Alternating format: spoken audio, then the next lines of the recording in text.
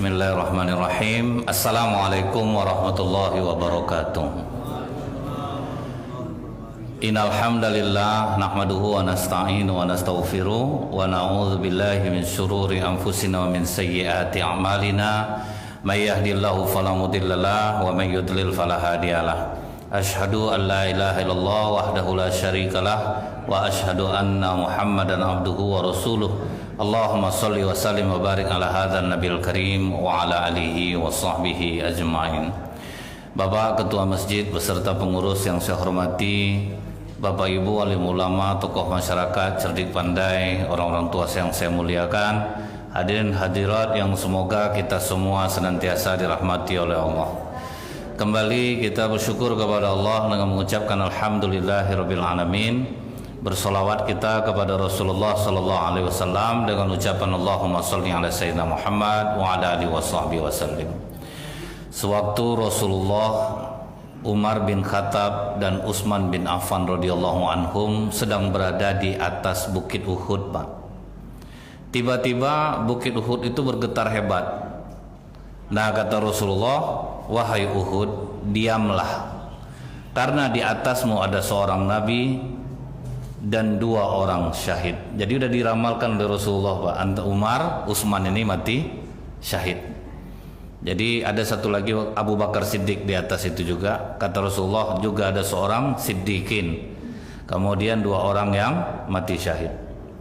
Dan ternyata apa yang dikatakan Rasulullah benar, Pak.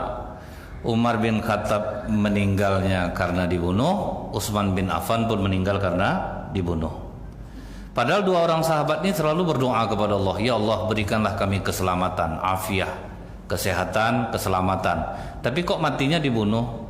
Keselamatan versi manusia dengan Allah berbeda. Nah, itu yang harus kita pahami, Pak.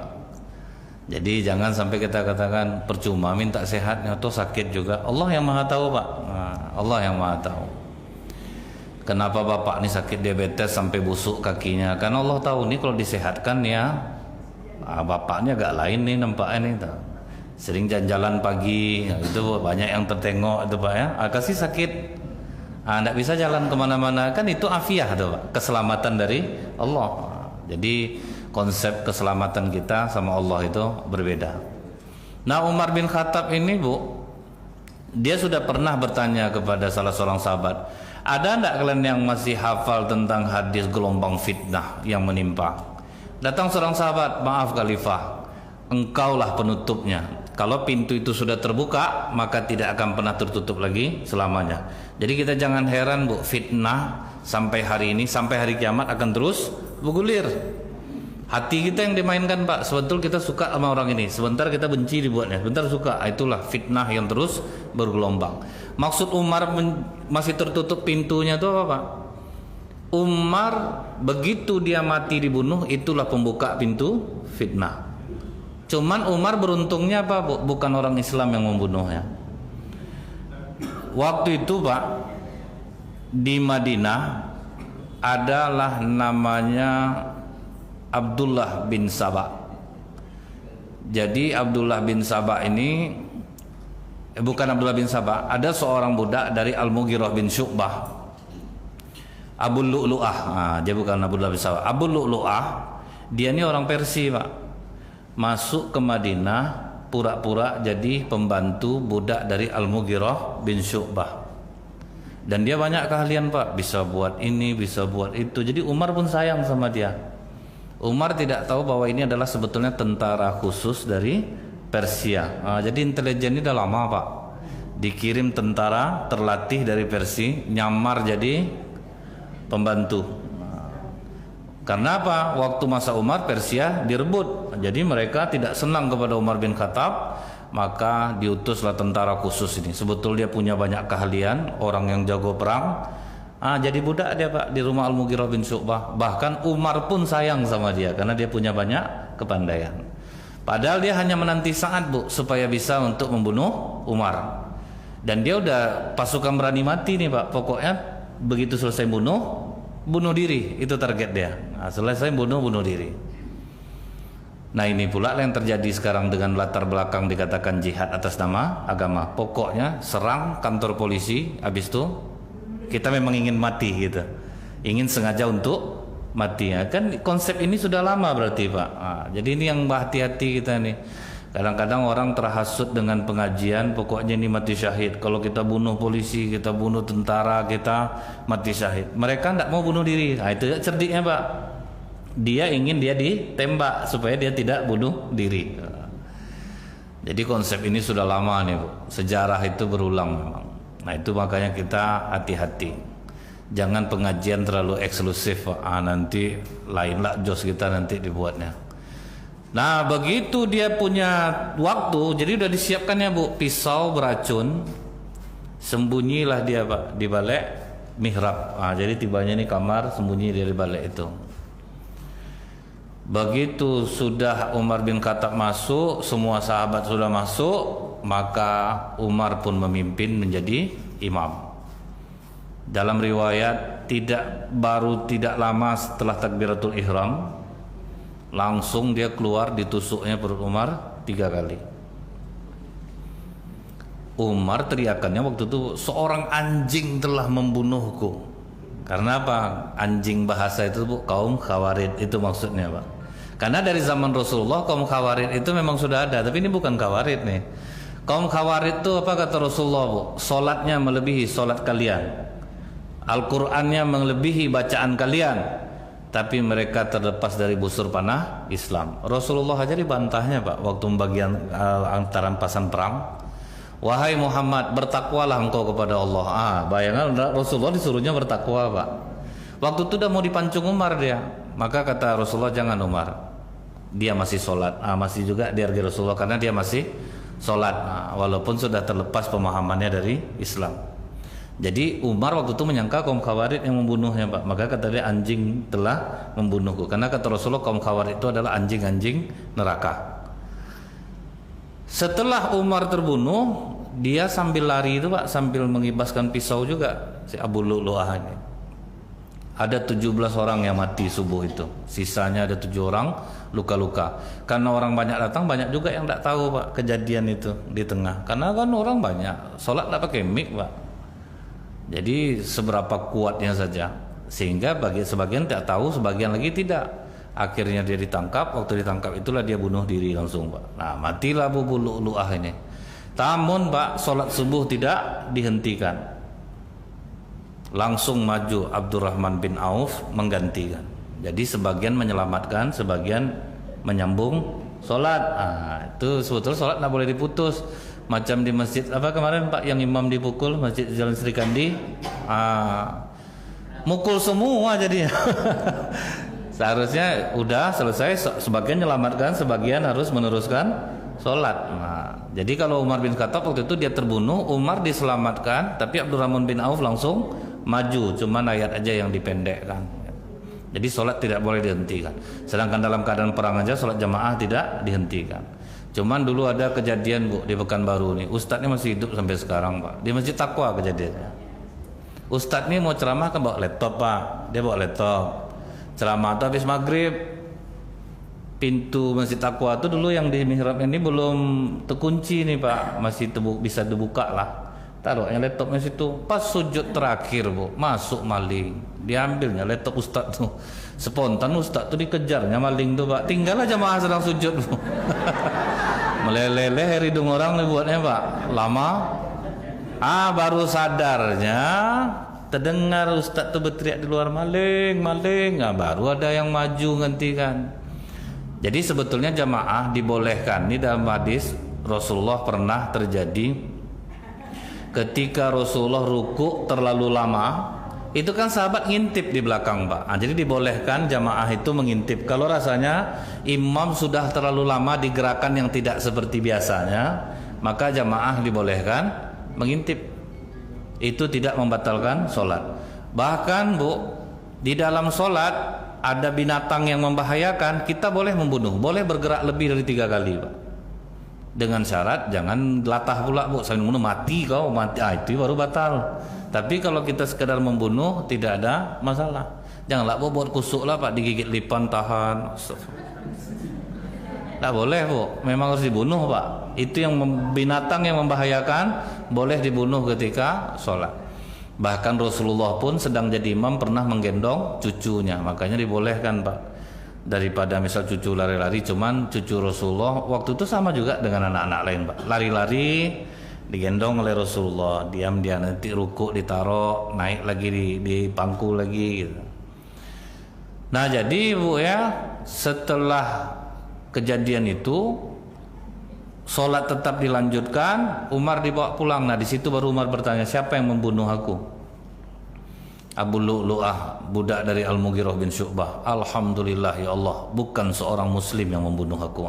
Itu yang membuat Umar agak senang hatinya Pak. Untung bukan orang Islam yang membunuh aku. Terus dirawat Bu selama 3 hari itu, cuman itulah Pak, enggak mau lagi. Hebat racun yang dibuat dia Pak. Apa yang dimakan keluar dari lubang pisau tuh. Tidak ada lagi yang bisa dicerna. Entah apalah racun dibuatnya itu Bu. Pokoknya apa dimakan keluar, susu diminum keluar di lubang itu balik Pak. Tidak bisa masuk ke dalam dibuatnya Bu. Nah di saat itulah Umar mengatakan kepada anaknya, tolong hubungi Ummul Mukminin Aisyah. Bolehkah aku dikubur di antara bersama Rasulullah dan Abu Bakar Siddiq? Nah minta izinlah, kata Ummul Mukminin Aisyah, boleh. Sebenarnya aku yang ingin di situ, tapi demi Umar biarlah Umar yang di sana. Nah, jadi memang udah terasa nih Pak, saat-saat akan kematian. Nah apa yang menyebabkan orang kadang-kadang makan-makan di rumah orang meninggal itu berawal dari Khalifah Umar bin Khattab Pak. Umar bin Khattab menyuruh orang terlalu banyak kesini, tolong kalian sediakan makannya selama 3 hari. Nah, jadi makanya orang mengembangkan jadinya Pak, 3 hari masuk makan-makan, walaupun akhirnya sahabat tidak melakukan ini karena saking sedihnya Pak. Artinya tidak menjadi masalah kalau misalnya orang karena sibuk, kan tetangga yang menyediakan makanan tuh Pak. Biasanya kalau orang takziah kan tetangga yang menyediakan makanan, jadi itu tidak jadi masalah.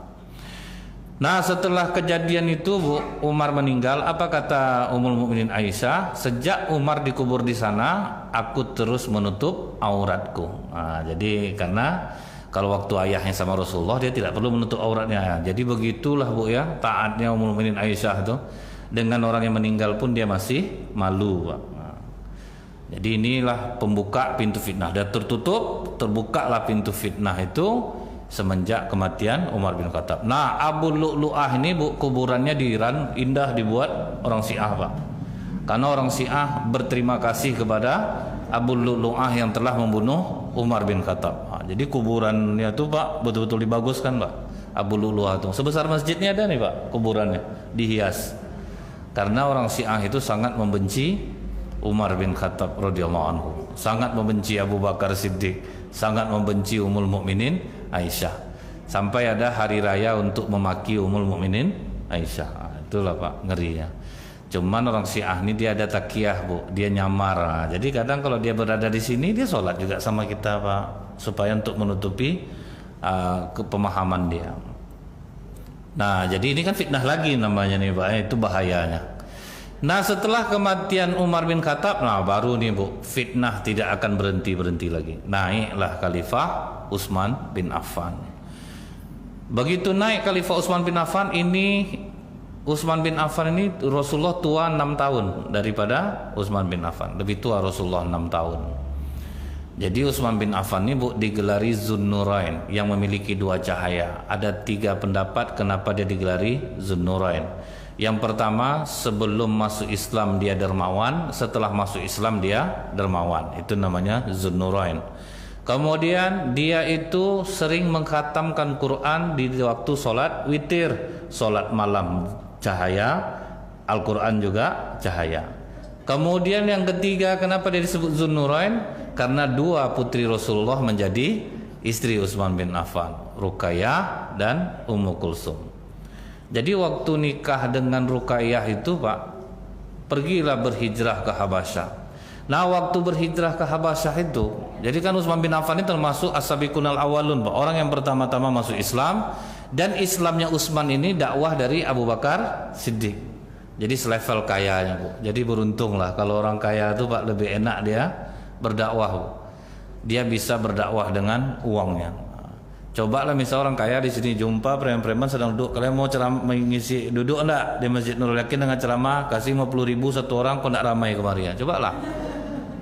Itu guna duit tuh Pak kan. Ini yang pernah saya bilang Bu, tukang ojek di Jalan Todak. Jadi saya hampiri Pak, berapa pendapatan Bapak satu hari? 35.000 kata dia Pak. Mau enggak dengar ceramah 3 hari dikasih 100.000 satu hari?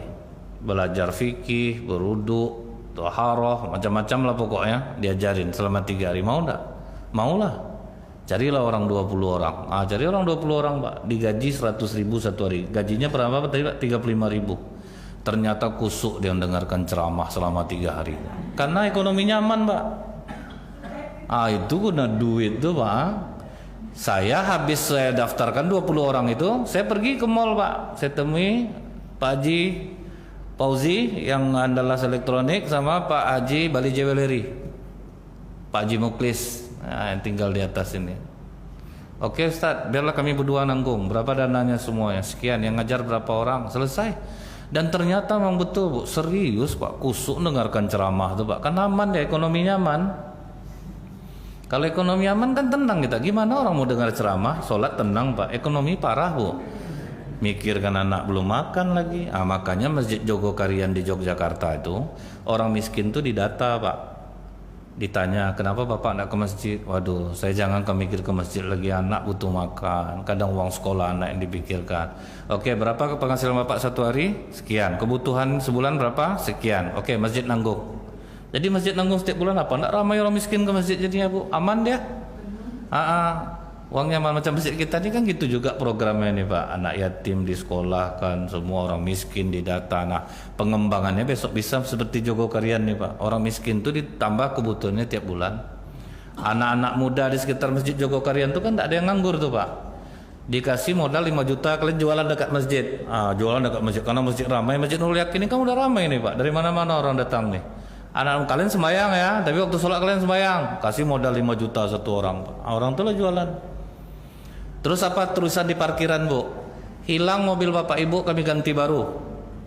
Hilang sepeda motor kami ganti baru. Hilang sendal kami ganti baru. Apa ndak enak orang sembahyang Pak? Ini kita terpaksa bawa sendal kiri sama kiri ke masjid kan Bu ya? Sampai maling aja stres nengok Pak. Kok kiri aja sendal orang di masjid ini semua? Karena merasa tidak aman. Kalau kita alhamdulillah dijagain, sholat kita dijagain. Kenapa berani pengurus masjidnya gitu? Karena memang dijaga. Karena memang dijaga. Betul-betul sepeda motor betul-betul dijaga, mobil dijaga, sendal dijaga. Jadi makanya itulah guna duit ini bisa untuk menimbulkan asbab hidayah dalam hati orang. Orang kalau tidak berduit Pak, maka kata Rasulullah kemiskinan dekat kepada kekufuran. Tidak bisa dipungkiri itu. Jadi kalau ada orang bilang nah, miskin itu sebetulnya hal yang membahagiakan, itu menghibur diri nama itu Pak. Kalau kita punya kesempatan kaya, kayalah. Walaupun berkali-kali kita tumbang tegak. Pokok kalau ada kesempatan kaya, kayalah. Karena sebaik-baik harta kata Rasulullah di tangan orang-orang soleh.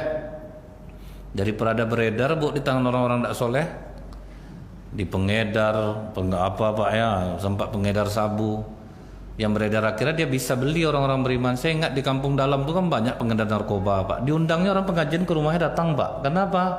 Pulang dikasih duit kan kasihan jadinya kan. Coba jadi orang kaya semua itu nggak bisa dijengkel dengan uang Pak.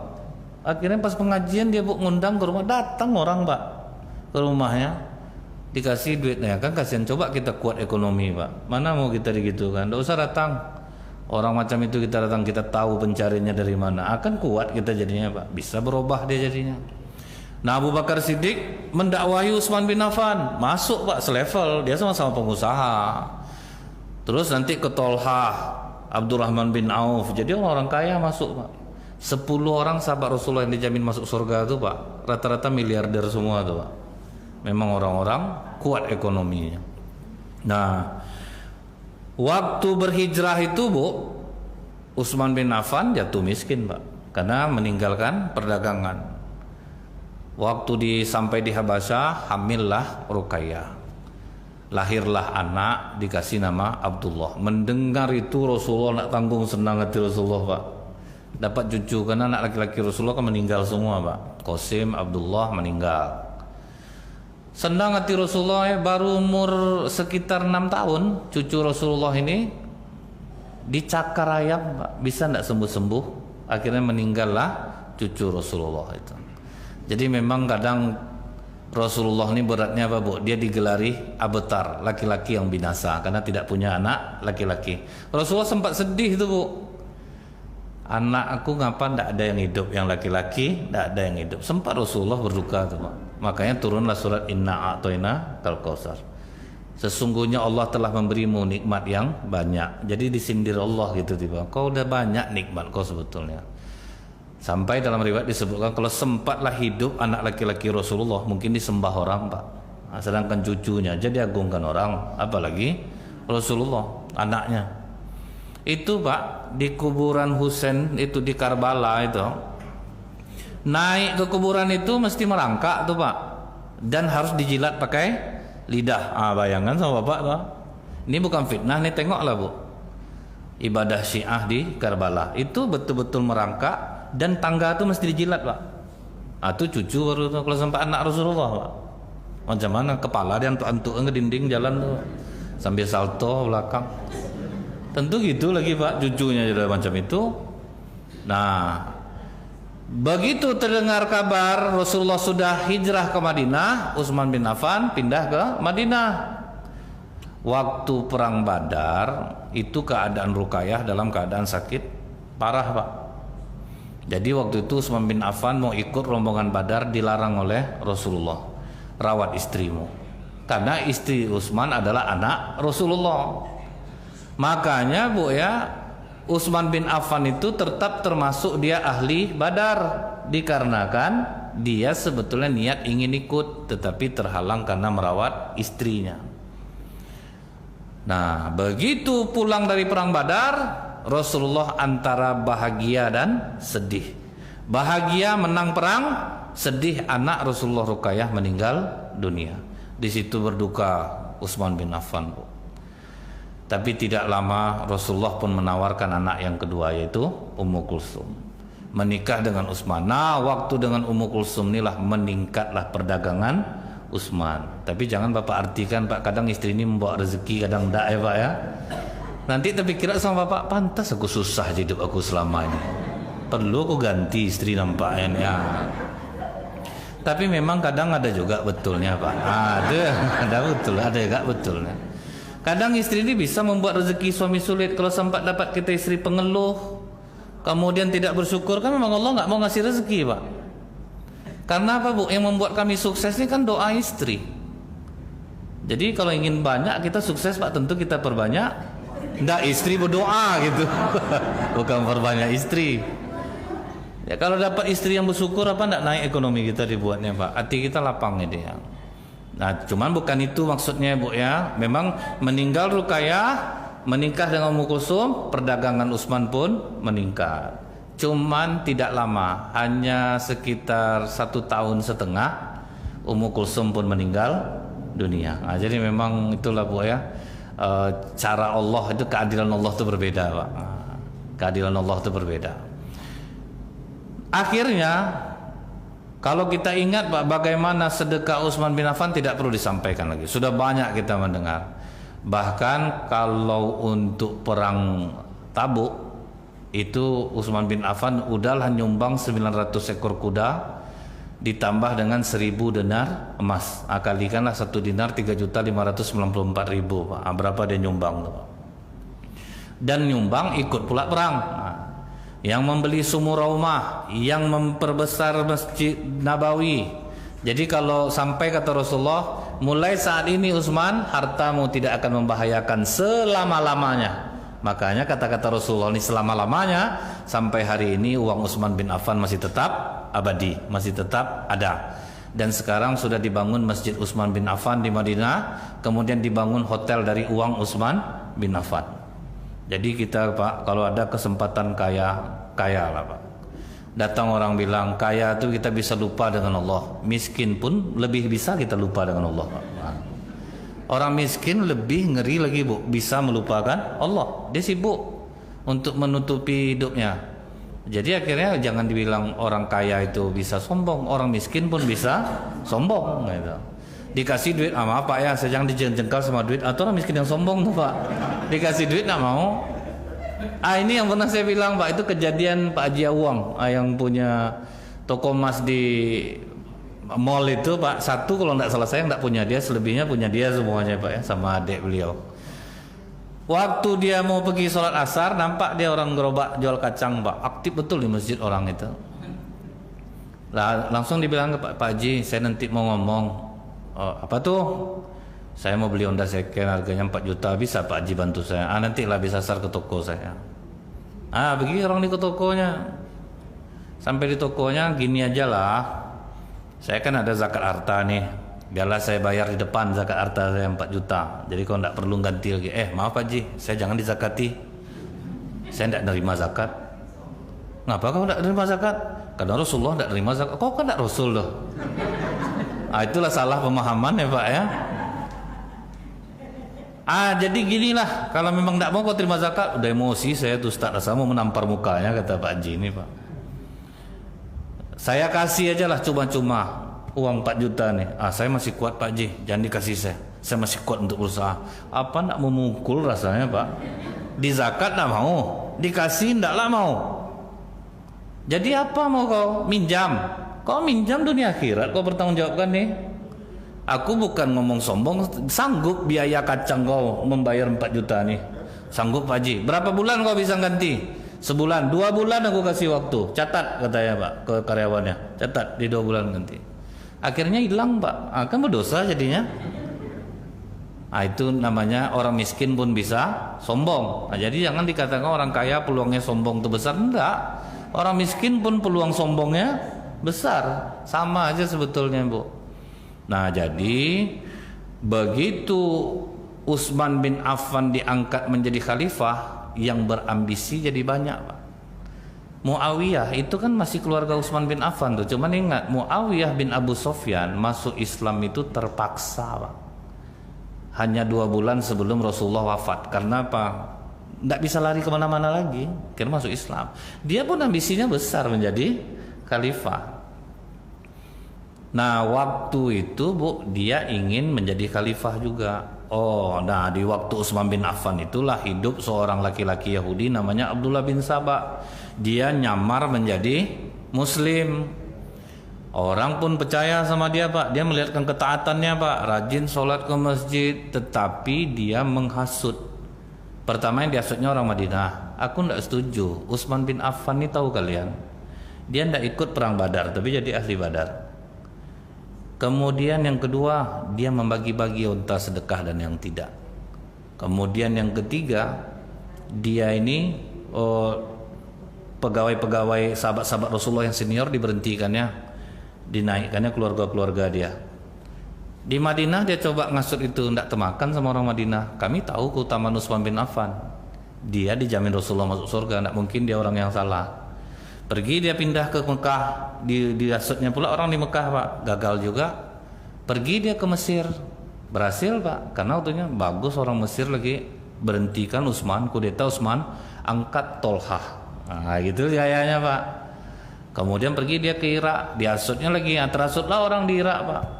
Akhirnya itulah demo pertama kekuasaan khalifah dalam Islam. Di demo lah berhasil Abdullah bin Saba. Makanya hati-hati kita, jangan mudah-mudah terasut, karena fitnah ini Bu, dengan latar belakang agama bisa, dengan latar belakang karena kita simpati bisa juga. Jadi memang bahaya memang. Jadi sebelum kita men-share di WA tuh Pak, pastikan dulu ini betul atau tidak. Kalau ndak gitu Bu ya, misalnya nih waktu Imam Al-Falah ditusuk, fitnahnya kan macam-macam tuh Pak. PKI sudah mulai bangkit lagi, padahal anak tuh anak sini tuh Pak. Dia tuh curhat ke Ustadz tuh, kemudian agak kecewa dia kan, kadang-kadang jamaah nih dia ingin bertanya tuh Bu, kita jawab apa yang dia suka itu Pak. Anda setuju dia. Jadi kadang fitnah itu besar ini Pak. Wahai umat Islam, rapatkan barisan. Kan inilah berita ini Pak, PKI sudah menyebar, jalan enggak. Macam anak Jalan Sri Kandi itu, rupanya memang anak tuh anak situ tuh Pak. Memang ada gila-gilanya Bu. Makanya dia maju ke Sabtu, disapanya lah bapak tuh, Pak misi Pak, orang salah sembahyang Pak. Dia ke depan. Jadi bapak jawab, enggak lah, saya sedang sembahyang katanya. Coba sampai ke depan, tamparnya langsung imam tua. Nanti takutnya kalau tidak beritanya nanti lain lagi itu pak. Terus waktu Gus Idris buat konten YouTube, itulah kadang-kadang pak ya, memfitnah untuk cari duit dengan cara menjual konten agama. Dia istilahnya konten-kontennya itu kan menyerang-nyerang dukun tuh pak. Menyerang-nyerang dukun, santet, orang udah banyak lah percaya. Sampai akhirnya terakhir dia buat konten ditembak. Gus Idris ditembak, hati-hati PKI bangkit lagi. Padahal rupanya dia buat sandiwara pak. Akan hampir kemarin diperiksa polisi itu, tapi sekarang nggak tahu tuh kasusnya gimana. Sama anak-anak pesantrennya ikutlah berbohong bu. Istilahnya langsung kompresi mengatakan mohon doanya sampai hari ini kami tidak mengetahui kabar Gus Idris. Akan tambah fitnah jadinya tuh pak. Padahal dia buat konten YouTube. Nah ini hati-hati juga kita nih. Nah waktu Utsman bin Affan ini pak, orang mendemo pertama baik-baik aja bu. Pertama baik-baik aja dikasih keterangan sama Utsman, apa kalian tidak senang sama aku? Kau tidak ikut perang Badar tapi termasuk ahli Badar. Diceritakan Utsman bin Affan kenapa dia tidak ikut perang Badar. Selesai. Kau membagi-bagi onta sedekah, Rasulullah pun juga gitu dulu supaya tidak menyatu mana harta sedekah mana yang tidak. Cucu Rasulullah aja pernah makan kurma, takut Rasulullah untuk kurma sedekah kan disuruh Rasulullah muntahkan kurma itu. Kemudian sahabat-sahabat yang senior kau ganti semuanya. Kau ganti dengan baru-baru keluarga kau. Jangan sampai kalian menganggap seperti itu. Itu contohnya di Mesir. Kan aku angkat apa yang mau kalian kan udah aku angkat. Karena kalian menduga keluarga aku naikkan, aku turunkan. Di zaman Rasulullah pun gitu juga. Di zaman Umar bin Khattab pun gitu juga. Khalid bin Walid dari jenderal langsung jadi kopral, kan pernah pak, dari jenderal sedang berperang diberhentikan jadi pegawai pasukan biasa bu. Tapi Khalid bin Walid tetap kuat bertempur. Ditanya oleh sahabat, kenapa kau tetap semangat? Karena aku berjuang untuk Allah bukan untuk Umar. Itu bedanya sahabat pak. Kalau kita malahan membelot tuh pak ya, pergi kita ke pasukan musuh. Oke aku udah tahu kelemahannya, kita hajar dia. Kalau sahabat enggak pak. Sahabat teguh mereka. Nah sampailah akhirnya singkat cerita bu, Utsman bin Affan satu hari sebelum dia wafat dia mimpi bertemu dengan Rasulullah. Apa kata Rasulullah? Utsman berbukalah besok bersama kami. Itu aja isyarat Rasulullah. Padahal Utsman bin Affan tuh hari Jumat terbunuhnya itu pak. Padahal hari Jumat kan makruh untuk puasa. Tapi karena dia bermimpi bertemu Rasulullah dan mimpi bertemu Rasulullah adalah hak. Karena iblis tidak bisa menyerupai Rasulullah. Nah pas besok paginya itu Ali bin Abi Thalib sudah disuruhnya anak-anaknya jaga Utsman pak. Cuman kata Utsman udah semuanya pulang. Abu Hurairah pulang. Jangan gara-gara satu orang Utsman bertumpah darah umat Islam. Ini udah tidak bisa dibendung lagi. Fitnah ini sudah tidak bisa dibendung. Termasuk waktu itu yang akan membunuh Utsman Muhammad bin Abu Bakar, anak Abu Bakar Siddiq. Dari pegangnya jenggot Utsman tuh apa kata? Kalau hiduplah bapak kau nih. Bapak kau aja segan memegang jenggot orang itu tidak jadi Muhammad. Jadi umat Islam itu udah kacau waktu itu bu. Siapa yang memfitnah Utsman bin Affan ini sampai katanya mau membunuh pendemo ini? Salah satu pegawai yang dipercaya Utsman adalah Marwan bin Hakam. Cuman sampai hari ini belum terbukti dalam sejarah bu. Apakah Marwan bin Hakam yang memalsukan tanda tangan Khalifah Utsman itu? Sampai sekarang Allahu a'lam itu pak. Nah akhirnya tepat hari Jumat tahun 35 Hijriah Utsman bin Affan puasa, sorenya udah mulailah masuklah pendemo ini pak. Ada yang menusuk, ada yang memotong jarinya, ada yang mencekiknya. Dan Utsman bin Affan pernah disampaikan oleh Rasulullah bu, jika orang memaksa menanggalkan pakaianmu Utsman, jangan pernah kau letakkan karena kau masuk surga bersama dengan musibah. Itulah pak. Maka disuruh turun, Utsman tidak mau karena itu memang amanah dari Rasulullah. Nah terbunuhlah Utsman tepat sebelum sholat maghrib. Itu maksud berbuka bersama Rasulullah SAW. Jadi fitnahnya tuh sudah seperti gelombang-gelombang ombak. Sampailah sekarang fitnah ini tetap ada, yang ini memfitnah ini memfitnah ini memfitnah ini. Waduh, memang kacau betul kita pak. Sebentar kita simpati dengan ini, sebentar itu tidak pula, sebentar datang orang menghasut ini, sebentar kita benci, sebentar kita suka. Itulah bu, fitnah ini berat. Makanya kita ini tidak boleh heran karena memang sudah diisyaratkan oleh Rasulullah, bahwa fitnah ini tidak akan habis sampai akhir zaman. Orang Islam sesama orang Islam ini akan selalu berseteru sampai akhir zaman. Mudah-mudahan ini bisa menjadi acuan lah bagi kita untuk lebih berhati-hati dalam menjalani hidup. Subhanakallahumma bihamdika asyhadu an la ilaha illa anta astaghfiruka wa atubu ilaik. Assalamualaikum warahmatullahi wabarakatuh.